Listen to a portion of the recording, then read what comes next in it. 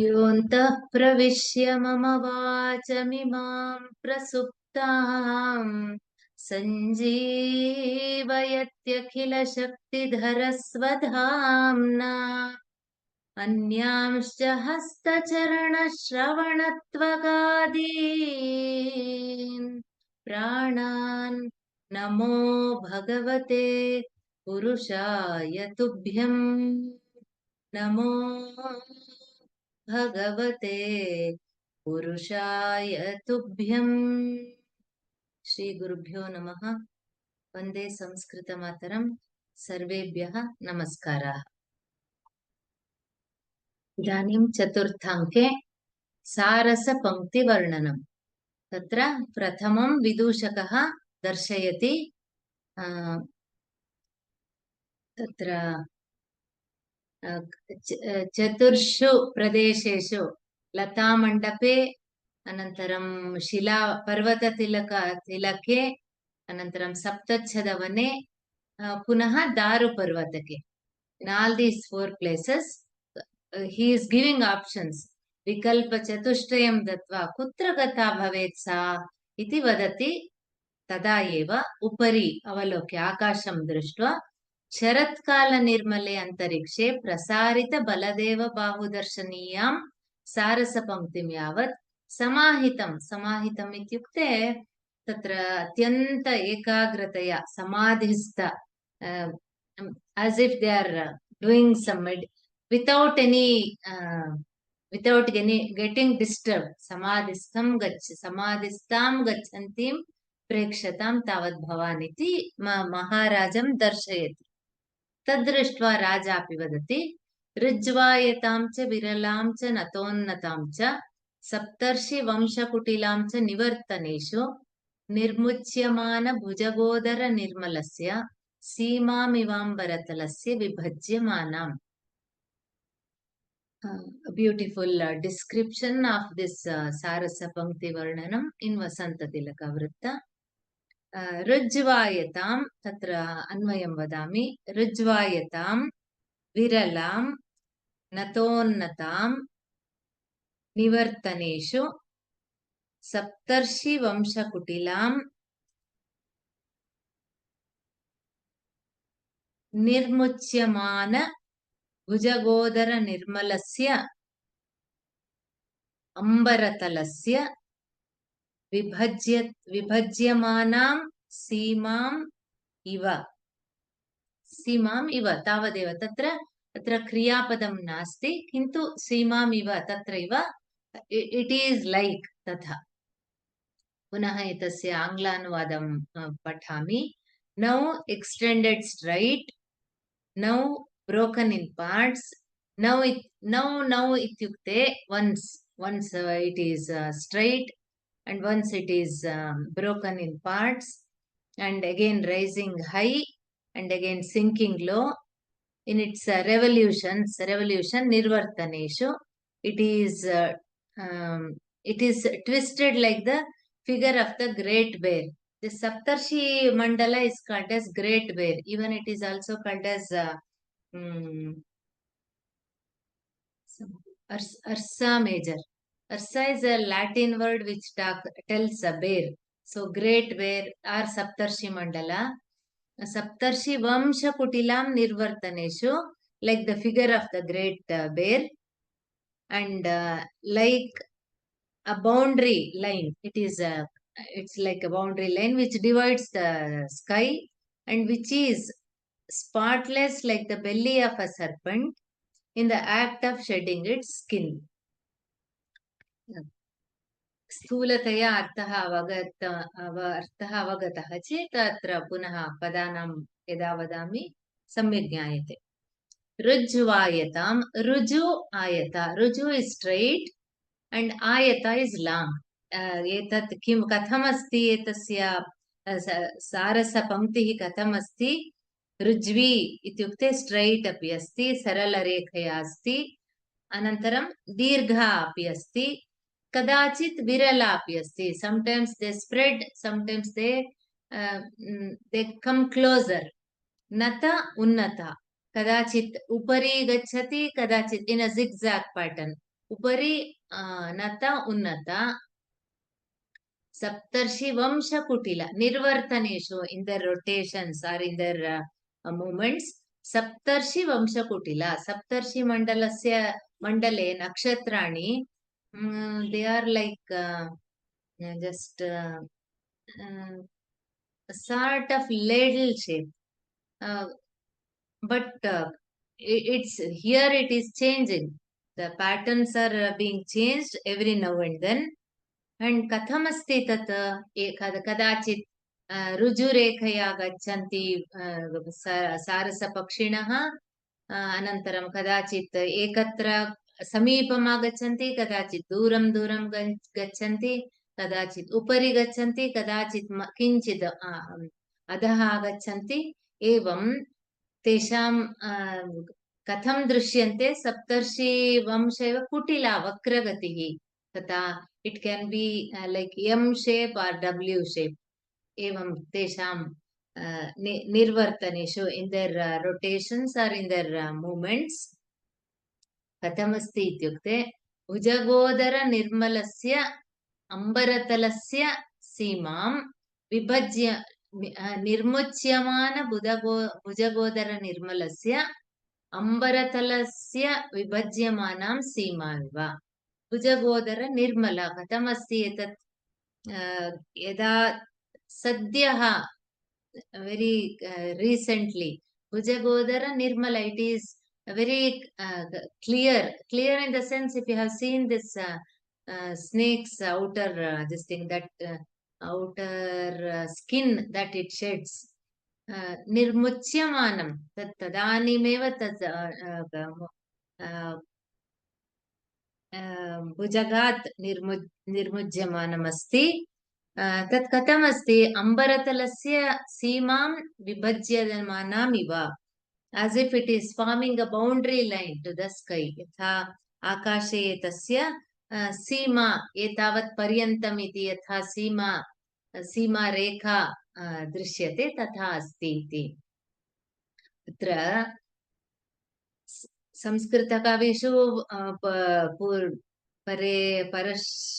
परह्यः अपि उक्तवती पुष्पाणि वृक्षाः एवं प्रकृतौ यद्यदस्ति तस्य सर्वस्य ईक्षणं तस्य सौन्दर्यास्वादः तत्सर्वं बहुधा क्रियते संस्कृतकाव्येषु अत्रापि and I'm very happy that many of you have taken troubles to find out the names of the trees, the flowers, that asana, and even saptachada. I have shared in the WhatsApp group. बहु सन्तोषकरी वार्ता यत् न केवलं भवन्तः केवलं नाटकस्य प्रतिपदार्थम् इच्छन्ति एवमेव भासस्य मनसि प्रकृतिचित्रणं यथा आसीत् तथैव साक्षात् अनुभवितुं भवन्तः प्रयत्नं कुर्वन्ति धन्यवादाः तदर्थम् अत्रापि सारसपङ्क्तेः वर्णनं maybe they are migrating from one place to another एवं तदा यदा आकाशे एवम् अत्यन्तरमणीयदृश्यमस्ति तद् दर्शयति and all these Vidushaka is trying to make the king cheerful वृक्षान् दर्शयति अत्र उपरि सारसपङ्क्तिं दर्शयति एवमेव अन्यत्र इदानीं कथमस्ति रङ्गमञ्चे एकत्र पद्मावती वासवदत्ता चेटी अन्यत्र इदमिदानीं विदूषकेन सह राजा अपि प्रविष्टः अतः एकत्र वामभागे एताः महिलाः अन्यत्र एतौ पुरुषौ तथा किन्तु अस्माभिः ज्ञायते ते परस्परं न द्रष्टुं शक्नुवन्ति it is our this thing through their lines that they are in one side and they are not this Cheti, Vasavadatta, Padmavati can see Vidushaka and Udayana but these two cannot see these three ladies Cheti अपि दर्शयति पश्यतु पश्यतु भर्तृदारिका एतां कोकनद माला पाण्डर रमणीयां सारसपङ्क्तिं यावत् समाहितं गच्छन्ति तत्र पश्यन्तु पदमपि तथैव अस्ति। कदाचित् किं भवति वर्णनसमये यद्यपि वयं भिन्न-भिन्न-स्थले भवामः तथापि समानपदैः वर्णनं भवति। किन्तु अत्र चेट्याः वर्णने तस्याः लोकदृष्टिः महाराजस्य तु सः सः श्रोत्रियः, सः संस्कारवान्, सप्तर्षिमण्डलकुटिला तथा भवति। अत्र एषा वदति चेटी, पश्यतु पश्यतु भर्तृदारिका राजपुत्री एतां कोकनदा इत्युक्ते रक्तोत्पल, it's a type of lotus, माला पाण्डरा, actually Raktotpala, though it is told as Raktotpala, here it refers to very white, a garland of white lilies or white, even lotus, white lotus. Pandara ityukte श्वेतवर्णः, धवलवर्णः। एवं कोकनद माला पाण्डर रमणीयाम्। कथमस्ति इत्युक्ते यथा श्वेतवर्णस्य हारः यथा अत्यन्तमनोहरहारः अस्ति तथा सारसपङ्क्तिः गच्छन्ती अस्ति, समाहितं गच्छन्ति। पुनः कथं तेषां किञ्चिदपि समाधिस्थ इव इत्युक्ते तत्र तेषां गतौ किमपि तथा they are not moving helter-skelter, are not getting scattered in a very organized way. Samahitam ityukte tatha kartum shakyate, not getting disturbed. Samahitam gachanti. Aho, then takshanam sa tatra udayanam pashyati cheti. Aho, bharta. तत्र आगतवान् इति केवलं तावदेव, अहो भर्ता इति वदति। तदा पद्मावती आर्यपुत्रः, आर्ये तव कारणात् आर्यपुत्रदर्शनं परिहरामि। पद्मावत्याः स्वभावं पुनः पुनः पश्यन्तु, सा यद्यपि इदानीम् उदयनं द्रष्टुम् इच्छति, तेन सह भवितुम् इच्छति, तथापि इदानीं वासवदत्ता कथम् अस्ति, न्यासरूपेण तस्याः समीपे अस्ति। अतः पूर्वमेव ब्रह्मचारिणं दृष्ट्वा परपुरुषदर्शनं चेटी उक्तवती, प्रायः एषा परपुरुषदर्शनं न इच्छति इति। अतः तव कारणात् आर्यपुत्रदर्शनं परिहरामि। तव कारणात् यद् अहं जानामि यत् भवती न इच्छति, अन्यपुरुषदर्शनं न इच्छति, परिहर्तुम् इच्छति इति। अतः अहमपि तव कारणात् आर्यपुरुषदर्शनं परिहरामि। तद् इमं तावत् माधवीलतामण्डपं प्रविशामः। अत्र सन्धिः अस्ति, तावत् इति अत्र सन्धिः। तदिमं तावत् माधवीलतामण्डपं, माधवीलता इस् आल्सो एका लता वल्लरी, यत्र श्वेतवर्णपुष्पाणि बहु भवन्ति, बञ्च of cluster of flowers. So Padmavati is telling Vasavadatta, let us hide behind it is like a bush and lot of flowers are there, bunches, they are hanging in clusters. Ataha यदा वयं तत्र उपविशामः आर्यपुत्रेण द्रष्टुं न वयम् अत्रैव स्मः इति सः न जानाति। तदिमं तावत् माधवीलतामण्डपं, मण्डप is our gazebo, place where which has full of these creepers and as if like curtains hanging. The creepers are hanging and they are with flowers. तत्र प्रविशामः। एवं भवतु इति वदति सा। अस्तु इति, एवं भवतु। तत्र तथा कुर्वन्ति इत्युक्ते तत् अभिनयः। ते Madhavilata is again very famous Madhavilata mandapa, usually that is a must in Sanskrit नाटकास्। and एतत् सर्वं तत्र वाक्येन तु वदन्ति, तत् अस्माभिः ज्ञायते। while they converse, they'll be using these words, and also along with this telling, they'll be doing some hasta mudras for creepers, for all these some different Suchi, Mudra, so many things are there in Natya Shastra.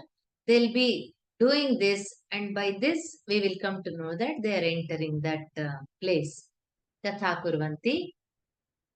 तदा विदूषकः तत्रैव आसीत् खलु तत्र भवती पद्मावती इहागत्य निर्गता भवेत्. His observation, he is one like Sherlock Holmes. तत्र भवती Padmavati, that means honorable, our honorable lady Padmavati, iha agatya, atra agatya, nirgata bhavet, perhaps, probably, tatra sa atra agatya punaha gata syat. राजा पृच्छति कथं भवान् जानाति इत्युक्ते किं दृष्ट्वा कथं जानाति इति. तदा एषः वदति इमान् अपचितकुसुमान् शेफालिकागुच्छान् प्रेक्षतां तावत् भवान्.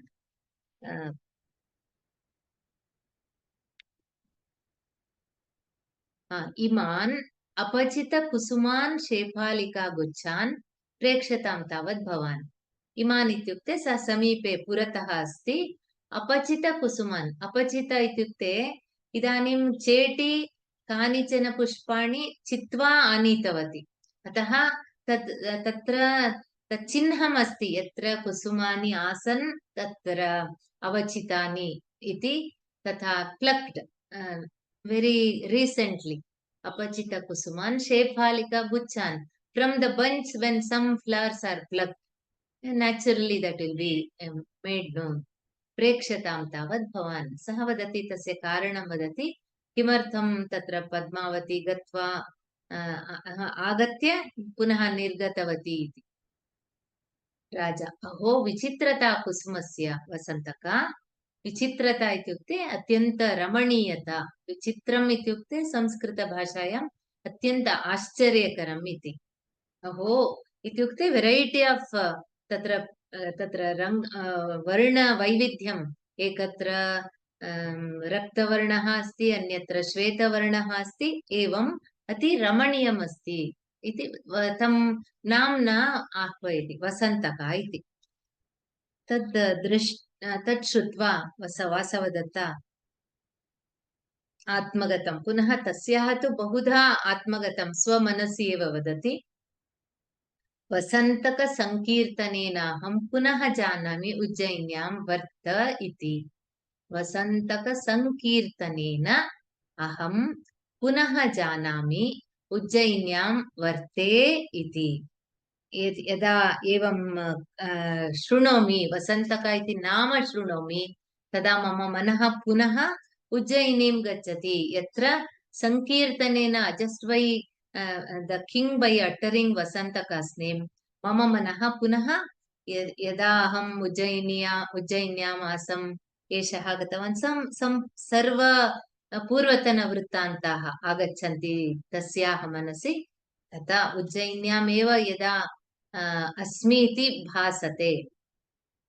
अनन्तरं राजा वदति, वसन्तका अस्मिन्नेव आसीनौ शिलातले पद्मावतीं प्रतीक्ष्यावहे. सः वदति, तत्र एक शिला पट्टकम् आसीत्, अत्रैव आसीनौ प्रतीक्षावहे. वयम् अत्र उपविशावः, अनन्तरं पद्मावती अत्रैव आगमिष्यति. प्रतीक्षा, we will wait for her. भोः तथा. सः अपि अङ्गीकरोति, उपविशति. उपविश्य उत्थाय झटिति उत्तिष्ठति, तत्क्षणम् उत्तिष्ठति.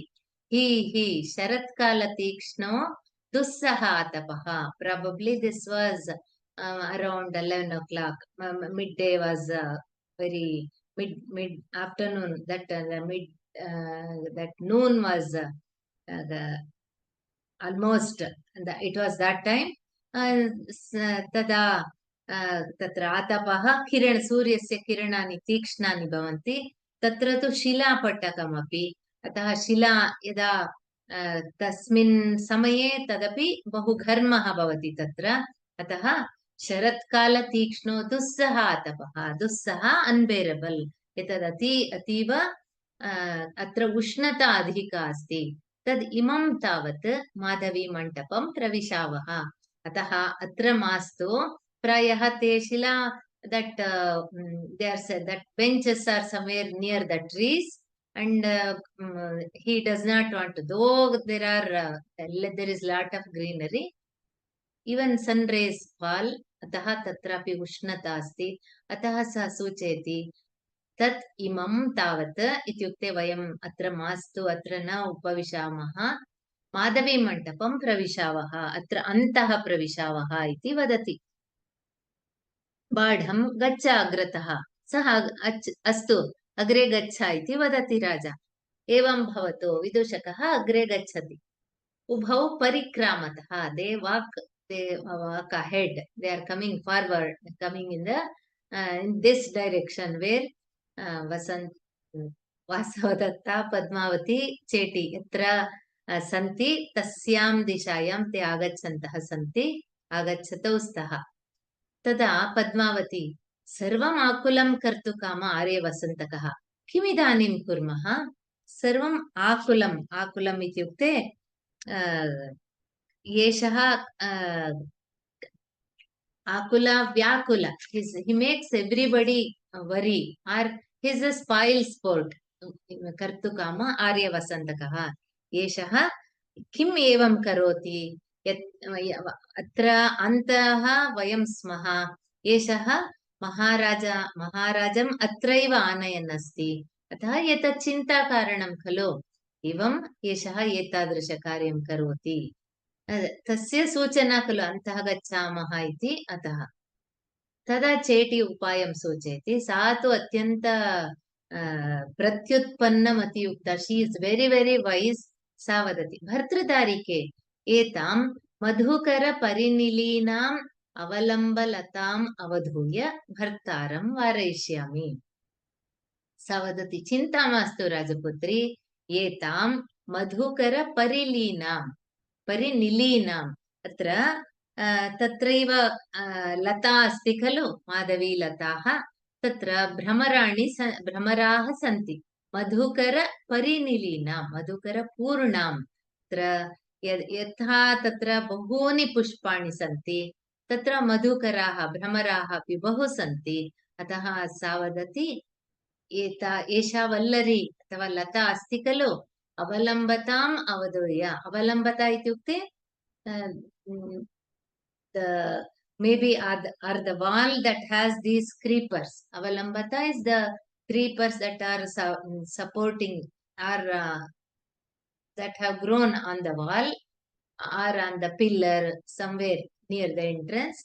Latam avadhuya ityukte andolayitva, I will shake them, bhartaram varayishyami. Sa chintayati, yada aham etam vallarim अथवा लताम् आन्दोलयामि, तदा किं भवति, मधुकराः सर्वत्र इतस्ततः गच्छन्ति, तदा महाराजः अन्तः न आगच्छति, भर्तारं वारयिष्यामि, somehow I will avoid the king from entering इति वदति। एवं कुरु, अस्तु इति वदति, चेटी तथा करोति। तदा इदानीं अग्रे कः आसीत्, विदूषकः, प्रायः मधुकरेण दष्टः सः, अविधा तिष्ठतु तावत् भवान्, इत्युक्ते मधुकराः सन्ति, भ्रमराः सन्ति इति, सः तिष्ठतु तावत् भवान्, अत्रैव तिष्ठतु, अग्रे न आगच्छतु। किमर्थम् इति राजा पृच्छति, किं महाराजः तद् न पश्यति वा? तथापि नाटके तत्र अस्माभिः ज्ञातव्यं, महाराजः कारणं न जानाति इति, अथवा प्रायः सः किञ्चित् पश्चात् स्थितः अस्ति, एषः अग्रे आगत्य भ्रमरान् दृष्टवान् अस्ति, दास्याः पुत्रैः मधुकरैः पीडितोऽस्मि, केवलम् एतदेव, दास्याः पुत्रः, it's a bad word. Only one bad word in the whole of this Swapna Vasavadatta. Dasyaha putraha can be scoundrel or something like that. Madhukaraihi piditosmi. These are rogues. Putraihi piditosmi. Ete varakaha athava ete मां बहु पीडयन्ति, यतैः अहं पीडितोऽस्मि, भवानपि पीडितः भवति, अतः अग्रे न आगच्छतु।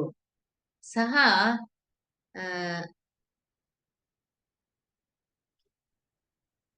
एकं वाक्यं प्रायः सः पीडितोऽस्मि इत्युक्ते तत्र सः स्वस्य तत्र नास्ति, किं करोति इति। अस्तु, पीडितोऽस्मि इति प्रायः विदूषकस्य हस्ते किं भवति, एक कुटिलक इति एकः दण्डः भवति, that will be a very crooked stick in his hand. सः प्रायः तेन भ्रमरान् तत्र दूरीकर्तुं ताडयितुं गच्छति। तदा राजा वदति, मा मा भवान् एवं, मधुकरसन्त्रासः परिहार्यः, सन्त्रासः तेषां पीडा परिहार्यः इत्युक्ते न करणीयः, अथवा त्यक्तव्यः, भ्रमराणां पीडा न करणीया, एतेन कार्येण विरम इति वदति। किमर्थं कारणं वदति, पश्य, मधुमदकला मधुकरा मदनार्ताभिः प्रियाभिरुपगूढाः पादन्यासविषण्णा वयमिव कान्तावियुक्ताः स्युः। मधुमदकला मधुकरा मदनार्ताभिः प्रियाभिः उपगूढाः पादन्यासविषण्णा वयम् इव कान्तावियुक्ताः स्युः। सः वदति, अस्माकं पादन्यासविषण्णाः, our footsteps will annoy the melodiously humming bees, and they are intoxicated with honey, and they are closely embracing their they are closely embraced by their passion smitten mates, and like ourselves, like us, or like me, they too will be parted from their sweethearts. इत्युक्ते अत्र किं भवति, यदि सः स्वस्य दण्डेन तत्र ताडयति, इतस्ततः गच्छन्ति मधुकराः, अतः तेषां स्थितिः कथं भवति, यथा मम स्थितिः अस्ति, कान्तावियुक्तः अहं, तथैव मधुकराणां भवति, अतः मास्तु मास्तु इति वदति। मधुकर अन्वयं वदामि, मधुमदकला मदनार्ताभिः प्रियाभिः उपगूढाः मधुकराः पादन्यासविषण्णाः वयम् इव कान्तावियुक्ताः स्युः। मधुमदकलाः, मधु इत्युक्ते पुष्परसः, मकरन्दः, तेन मदेन तत् पीत्वा मधुकरमदेन, कलाः इत्युक्ते ते इदानीं तत्र गुञ्जन्ति, मधुकराः, तादृशाः मधुकराः कथं सन्ति ते, मदनार्ताभिः प्रियाभिः, पुनः ते तत्र कामार्थिन्यः मधुकरीभिः उपगूढाः आश्लिष्टाः, they are embraced, that means they are flying with each other together. एते इत्युक्ते अत्यन्त सन्तोषेण ते भ्रमराः अत्र सन्ति। पादन्यासविषण्णा, यदि वयं तत्र अत्र गच्छामः, प्रायः अत्र भूमिस्तरे अपि केचन भ्रमराः सन्ति, अनन्तरम् अस्माकम् इदानीं यदा गच्छामः तस्य तेषां भङ्गः भवति, अतः पादन्यासविषण्णाः, ते खिन्नाः भवन्ति। अनन्तरं तेषां स्थितिः कथं भवति, वयम् इव, यथा वयम् इत्युक्ते महाराजा श्रेष्ठाः, वयम् इति आत्मनः विषये बहुवचनप्रयोगः एव भवति। वयम् इव कान्तावियुक्ताः स्युः, पत्नी विरहिताः, अथवा कान्ता इत्युक्ते प्रियाभिः प्रियतमाभिः विरहिताः भवन्ति, अतः मास्तु इति। इत्युक्ते तत् कार्यं न करोतु। अत्र भासस्य किम्, यदि उदयनः अनन्तरं विदूषकः, तयोः प्रवेशः भवति। तदा सर्वं योगन्धरायणस्य यत् लक्ष्यम् आसीत् तत् सर्वम् एकस्मिन् क्षणे सर्वं भग्नं भवति। अतः तत् कथमपि परिहरणीयं भवति। अतः एतेन मार्गेण राजा रा महाराजद्वारा एवं निवारयति। अतः महाराजः वदति, मास्तु अन्तः प्रवेशः मास्तु, तस्मात् इहैव आशिष्यावहे। इह एव, इह इत्युक्ते पूर्वं यथा यत्र तौ आस्तां द्वावपि तत्रैव उपविशावहे। We'll sit here, let us not go inside. अस्तु, इदानीं किं कारणमपि अस्ति, अतः विदूषकः अङ्गीकरोति, एवं भवतु इति। उभौ उपविशतः, अत्र सन्धिः अस्ति, उभाव उपविशतः। चेटी वदति, भर्तृदारिके वृद्धाः खलु स्मो वयं। वृद्धाः इत्युक्ते we have been stop here, अन्तः बहिः गन्तुमपि अस्माकं मार्गः अवरुद्धः। वृद्धाः खलु स्मः वयं। वयम् अत्रैव इदानीम् अस्मिन् लतामण्डपे अथवा लतानिकुञ्जे प्रतिरुद्धाः सञ्जाताः। कथं वयं बहिः गच्छामः इति तस्याः प्रश्नः। पद्मावत्याः मनसि किञ्चित् तदा यथा वदन्ति खलु, अस्मिन् क्षणे सः अन्तः न आगतः खलु, अतः दिष्ट्या उपविष्ट आर्यपुत्रः उदयनः दिष्ट्या उपविष्टः। he is happily seated or luckily he sat there. पद्मावत्याः तथा मनसि वासवदत्तायाः पश्यति उदयनं प्रथमवारं after so many probably months, not days, a few or long after long time सा उदयनं पश्यति।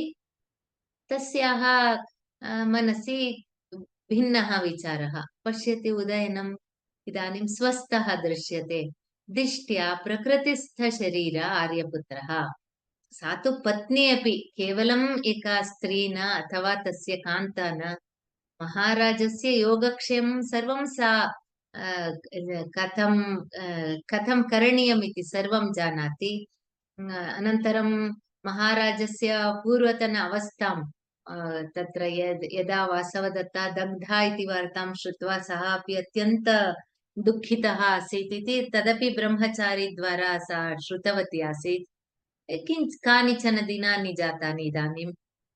अतः तं दृष्ट्वा दिष्ट्या प्रकृतिस्थशरीरः आर्यपुत्रः, एवं सः स्वस्थः दृश्यते। प्रकृतिस्थशरीर इत्युक्ते पूर्वं यथा आसीत् तथैव अस्ति। तद् अनन्तरं न केवलं तत्तु वदति मनसि पुनः आत्मगतं, दिष्ट्या प्रकृतिस्थशरीर आर्यपुत्रः इति। तस्मिन् क्षणे एव पुनः तस्याः मनसि एवमेव खलु मनसः वेगः एकस्मिन् क्षणे 1000 योजनानि गच्छति। देहः शरीरं तु एकत्र भवति, किन्तु अत्र मनोजवः मारुतेः तत्र मनोजवः इति वदति तत्र विशेषणम्। अतः अत्र वासवदत्ता तु अत्रैव अस्ति, किन्तु उदयनं दृष्ट्वा तत्क्षणमेव तस्याः मनसि पूर्वतन तयोः मधुरबान्धव्यं कथा इदानीं तत्सर्वं पूर्वतनस्थितिं स्मृत्वा तस्याः नेत्रयोः अश्रूणि तत्र भवन्ति। तत् एषा चेटी तस्याः तु तदेव कार्यम् इत्यपि अस्ति। अनन्तरं सापि वासवदत्तायाः विषये अत्यन्त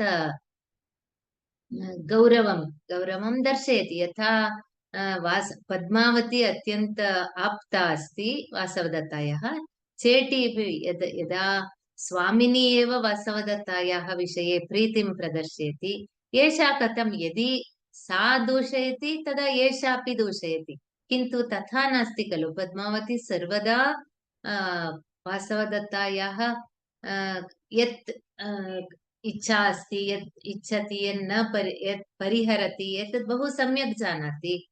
अतः चेटी अपि तस्याः मुखं पश्यति। साश्रुपाता खलु आर्यायाः दृष्टिः, स अश्रुपाता। तस्याः नेत्रे अश्रूणि, नेत्रयोः अश्रूणि सन्ति, tears, tears are tears in her eyes, अश्रुपाता।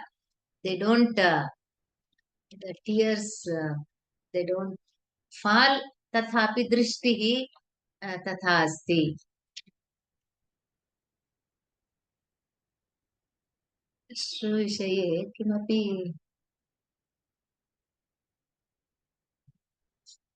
अस्तु, अनन्तरं कुत्रचित्, and this ashru has a very beautiful tears in the eyes in one in Champu Ramayana,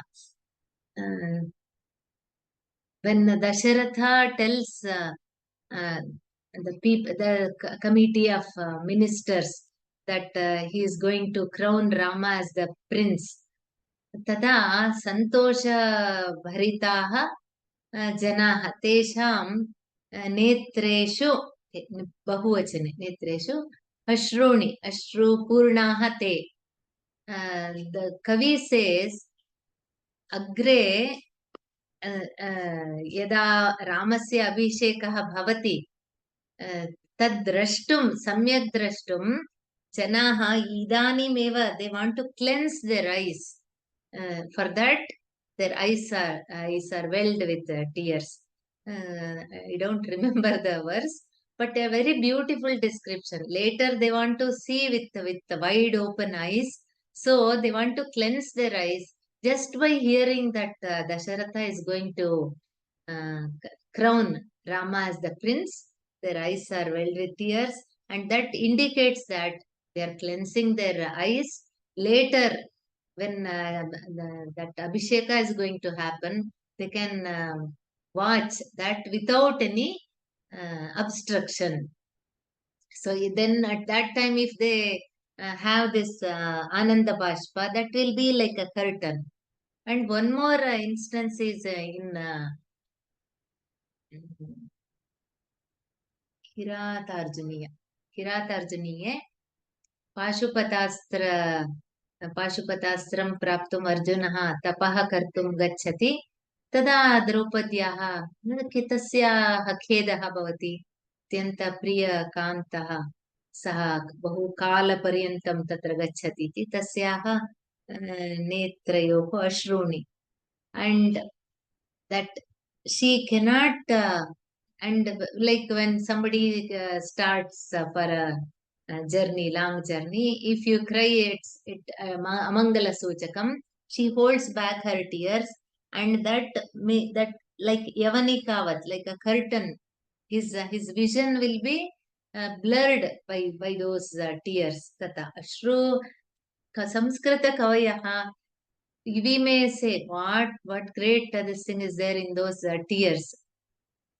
न केवलं संस्कृतनाटकेषु, वयं यदा चलच्चित्रगीतानि यदा शृणुमः, तत्रापि एवमेव, अन्यत् किमपि नास्ति। तत्रापि तस्याः नायिकायाः केशः मेघवत् घनः, तस्याः क्षिणी एवं सन्ति, सर्वम् एवमेव अस्ति।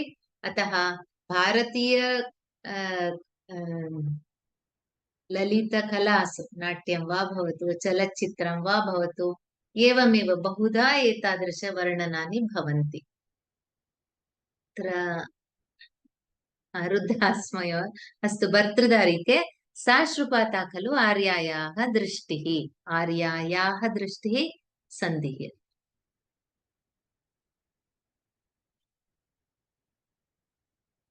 तदा तत्क्षणं वासवदत्ता अत्र कारणं वदति, एषा खलु मधुकराणाम् अविनयात् काशकुसुमरेणुना पतितेन सोदकामे दृष्टिः। एकैकस्यापि चातुर्यं पश्यन्तु, चेटी अपि अत्यन्त सूक्ष्म दृष्ट्या तत्र यत् भवति इति सा दृष्टवती, तस्य कारणमपि वासवदत्ता तस्मिन् क्षणे न पुनः सा तथा एवं पुनः अतिरोदनं तत् किमपि न करोति, यतः सापि धीरनायिका। एषा खलु सा कारणं वदति, एषा खलु मधुकराणाम् अविनयात्। अविनय इत्युक्ते किम्? तेषाम् अविनयः इत्युक्ते ते मदमत्ताः सन्ति, इतस्ततः एवं भ्रमन्ति। तेन किं भवति? तत्र पुष्पाणां परागरेणुः, दट् पोलन् डस्ट्, काशकुसुमरेणु, renu is the dust that from the flowers when they are moving in force and in groups, tada that pollen dust patitena sodakame drishtihi sa udaka, udakena, udakam nama jalam atra ashru ityukte नेत्रे अश्रु अथवा बाष्पम् आगतम् इति।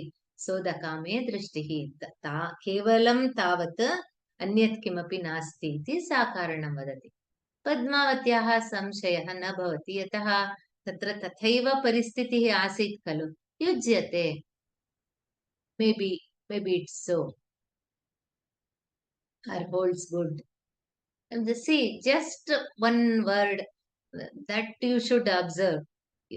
संस्कृतभाषायाः अति अल्प पदैः यत् कथितव्यं भवति, यद् वक्तव्यं भवति, तत्सर्वम् अधिकं तत्र न अपेक्षते, युज्यते इति सा वदति।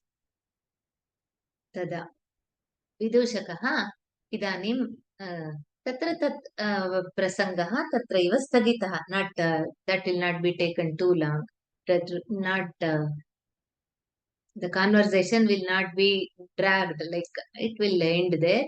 भोः शून्यं खल्विदं प्रमदवनं प्रष्टव्यं किञ्चिदस्ति।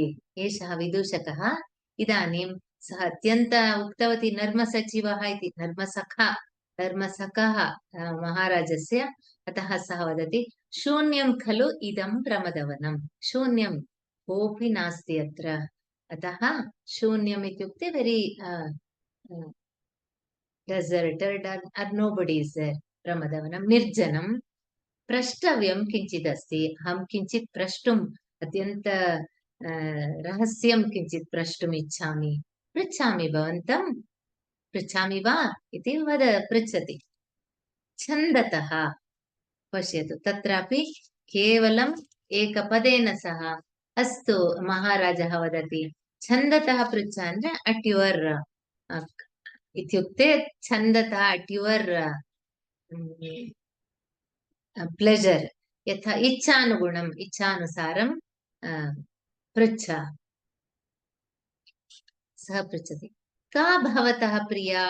तदानीं तत्र भवती वासवदत्ता, इदानीं पद्मावती वा? इदानीं विदूषकस्य प्रश्नः, भवतः प्रिया का? का भवतः अत्यन्त प्रिया अथवा प्रियतमा इति, केवलं प्रिया इति न। तदानीं तत्र भवती वासवदत्ता, तदानीम् इत्युक्ते पूर्वं या तस्मिन् समये, अतीतसमये या राज्ञी वासवदत्ता आसीत्, सा अस्ति वा? अथवा वा इत्युक्ते अथवा इदानीं नूतनतया परिणीता पद्मावती वा इति पृच्छति। तस्य तु अस्माभिः अपि एषः कुतूहलः अस्माभिः अपि ज्ञातव्यम् अस्ति। अत्र पद्मावती वासवदत्ता अन्तः माधवीलता मण्डपे तत्र स्तः, तयोः अपि एतत् ज्ञातव्यं, तेषां कुतूहलः अस्ति, तत्सर्वं विदूषकद्वारा कविः कारयति। किमिदानीं भवान् महति बहुमानसङ्कटे मां न्यस्यति? किम् इदानीं भवान् इत्युक्ते विदूषकः मां महति बहुमानसङ्कटे, बहुमानसङ्कट इत्युक्ते अत्र किं प्रियमपि अस्ति, प्रियवार्ता अपि अस्ति, तथापि द्वन्द्वः, कथं वदामि, कथं का प्रिया इति, तादृश कन्नडभाषया धर्मसङ्कट इति वदामि, तस्य बहुमानसङ्कट इति अत्र संस्कृतभाषया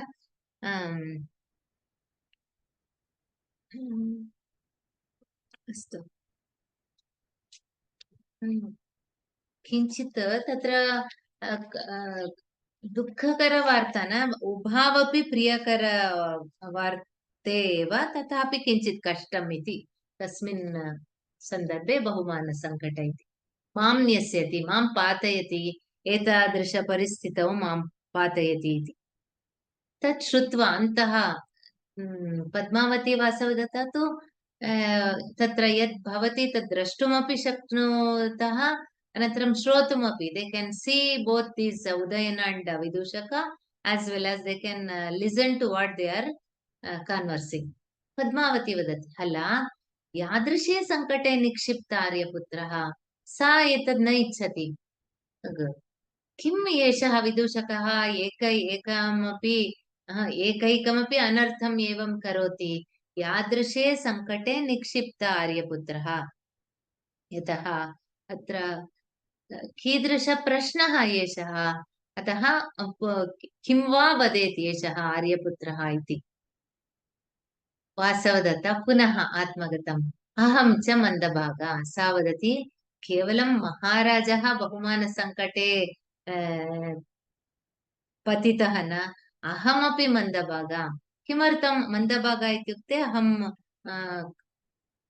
भाग्यहीना तथा अस्मि। किमर्थं तथा वदति इत्युक्ते अत्र किं भवति, यदि महाराजः पद्मावती प्रियतमा इति वदति चेत् एतस्याः प्रथमं तु विवाहः, पत्युः विवाहः जातः, एषा सपत्नी अस्ति, सपत्नीम् एव अधिकं सः इच्छति इत्युक्ते इतोपि दुःखकरः विषयः। अनन्तरं सा तस्याः विषये चिन्तयामः चेत् सा तु दग्धा इति, इदानीं वेषान्तरेण एवम् एतादृशकष्टान् सोढ्वा एवं बहु सङ्कटपरिस्थितौ अस्ति। एतत् सर्वं किं करणीयमासीत् वा? अहं तु राज्ञी आसम्, I should not have done all this sacrifice. If he tells for the sake of that, I need not have done, तथा भवति। अतः यद् उभयता अहं मन्दभागा इति सा चिन्तयति। स्वैरं स्वैरं भणतु भवान्, एकोपरता अपरा आसन्निहिता। स्वैरं स्वैरं एट् युवर् तत्र किमपि यथा यथा भवान् इच्छति तथैव, वितौट् हैडिङ्ग् एनिथिङ्ग्, स्वैरं भणतु भवान्, वदतु। एका उपरता, उपरता इत्युक्ते मृता, वासवदत्ता इस् डेड्, एका उपरता, अपरा असन्निहिता, असन्निहिता सन्निहिता इत्युक्ते समीपे अस्ति, अपरा इत्युक्ते अन्या पद्मावती अत्र नास्ति। चिन्ता मास्तु, यतः अत्र पद्मावती अपि नास्ति, वासवदत्ता अपि नास्ति, अतः का भवतः प्रिया, काम् बहु इच्छति इति निस्सङ्कोचं वद इति। एका तु मृता अस्ति, अन्या तु समीपे नास्ति, वद इति। वयस्य न खलु ब्रूयाम्, भवान्स्तु मुखरः। महाराजः वदति, कदापि न वदामि, न ब्रूयाम्, न वदामि, भवान्स्तु मुखरः, भवान् यु आर् वेरि टाकेटिव् इत्युक्ते वेरि लूस् टङ्ग्ड्, भवतः स्वभावम् अहं सम्यक् जानामि, अतः किमपि न वदामि। श्लोकः अस्ति वा, किं भवति इति अनन्तरं पश्यामः। वसन्तक इति विदूषकस्य नाम भगिनी, कापि पृष्टवती। To join the WhatsApp group, it was started by somebody, you have to give your number. अस्तु, तत् पश्यामः। विदूषकस्य नाम कुसुमं नपुंसकलिङ्गमेव, कुत्र पुल्लिङ्गे अस्ति? I cannot make out the questions here because they are vague. अस्तु, अत्र पश्यामि। पूर्णिमा भगिनी नमो नमः महोदय. हाँ Uh, Actually, these Saras birds are हाँ white. Are white. Then why they called it as Kokanada, means Raktotpalla? Raktot. their beaks may be red. Okay. हाँ किंतु पांडर, that pandara mala that tells no.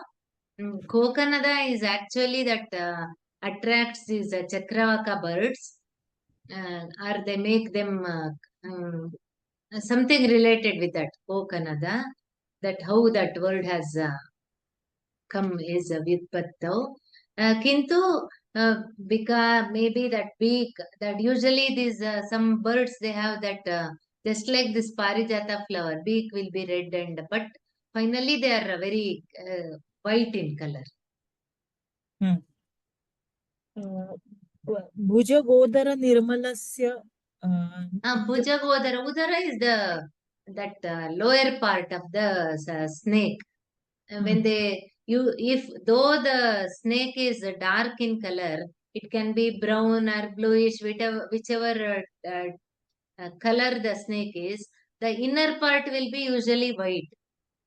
So the sky is as bright as that lower part of the serpent, and also like as if they have shed their outer skin. Clear. धन्यवाद. Rama Mahoday. Namaste, madam. Namaste. In this Padyam, Madhumadakala Madhukara, Raja says Kanta Viyuktaha Syuhu. So, Raja is Kanta Viyuktaha. There, that's Kanta may mean either Padmavati or it may also mean Vasavadatta. So, I think in the Nataka, Vasavadatta and Padmavati and Cheti, they are within listening distance because they are hiding behind the Madhavi Lata. No? So between them, each one will be thinking that the Raja is referring to them. Might be. Very interesting way Bhasa has taken this Nataka. Yes. Very beautifully done. So I just wanted to share that. Especially each remark, whether it is Vasavadatta's, Padmavati's, Udayana's, each character here, in even that Chetis, somewhere or the other, again it comes to that topic. Again, it is Vasavadatta, it's a love triangle. Vasavadatta, Padmavati, and Udayana. So that is the beauty of this. The situation can be anything. It can be the Brahmara, this thing, or the flowers there. The poet brings that point here, and also the mental turmoil. Yes. That's happening in each, mainly Vasavadatta and Udayana. Padmavati, of course, even she is no way less, because though she is married to Udayana, she, in her mind, that is still somewhere in some corner of her mind that is happening, that the king loves Vasavadatta more. Whether she will be able to occupy that, whether she will be able to get his complete attention, love and affection, that is also there. So each character has Satyam. पुनरेकः प्रश्नः अविध अविध इति किम्? Avidha iti aviha avida, that's ayo, we say ayo tatha. Oh. That's all. An expression that those bees are because they are disturbed, maybe they have one or two must have bitten him, so we say ayo, something happened, like that. अस्तु, धन्यवादः.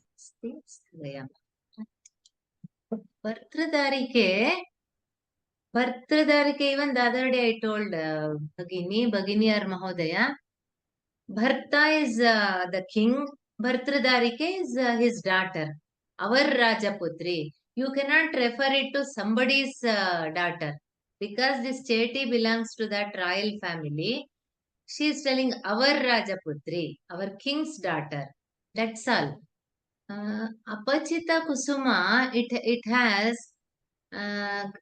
chayanam is plucking. Apachita kusuma that have been some part, it is even it means kshina, like thin, because of in some parts the flowers, because they have been plucked, it is like they are looking without any, they are looking without flowers.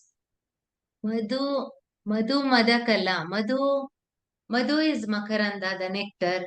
Madhu Mada, because of that, they are intoxicated. These bees, they are intoxicated with the nectar and they are making sound, humming. They are, that Kala is that sound, Rava, humming. Samapayamaha, Atrasarayamaha. Sarve bhavantu sukhinah, sarve santu niramayaha, सर्वे भद्राणि पश्यन्तु मा कश्चित् दुःखभाग् भवेत्. ओम शांति शांति शांतिः. धन्यवादाः. शुभरात्रिः. अग्रिम सोमवासरे 6:30 मिलामः.